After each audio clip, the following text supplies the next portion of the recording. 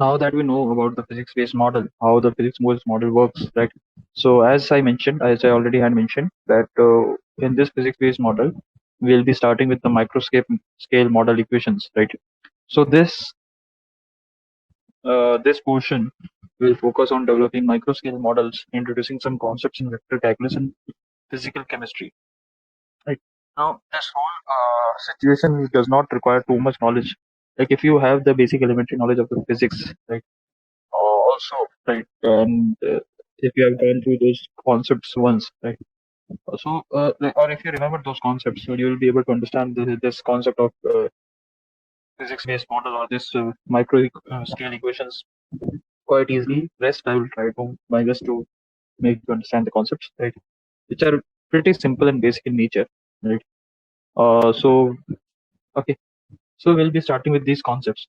Okay, now in these concepts, as I mentioned earlier, also that if you take a look at the cell, right? So for the cell, you can see over here in the image also, right?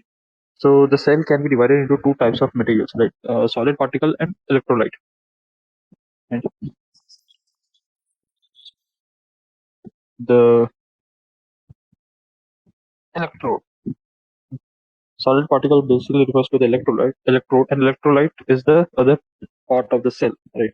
So basically, if you take a look at the cell functioning, right? So if I draw this over here, draw a simple basic diagram for the cell's function.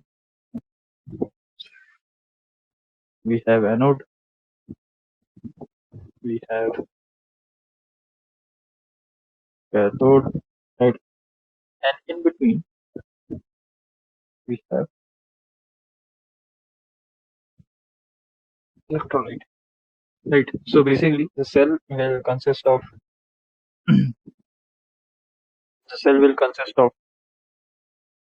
uh, electrodes, right? And on the other hand, it will also consist of electrolyte, right? And for the cell to function, it is all about the movement of electron and the diffusion of lithium ion across these medium. So basically, when the cell is charged or discharged, right? So the electron will move from positive to negative or negative to positive, right? Depending upon if you are charging or discharging, right? And similarly, the lithium ion, right? So lithium ion will travel inside, right? So lithium ion will travel inside, right? So it will travel from one positive electrode to electrolyte through electrolyte to negative electrode, or the vice versa, from negative to electrolyte to positive electrode. And so this is the kind of motion or the kind of dynamics that we have in cell. Right? So in both these cases, like we have that like if we are able to parameterize the electron movement and the diffusion of lithium ion, right, in the form of equations or the differential equations, as basically, right, what I'm trying to say, right? So we'll be able to understand the functioning of the cell in mathematical terms, and we'll be able to form a physics-based model for the cell. Right? This is the very basics of the cell, right? The basic functioning of the cell. Okay, right. So for any solid particle, right, for the solid particle of the cell, so you can see that the electron movement. So electron movement is studied using charge conservation, right?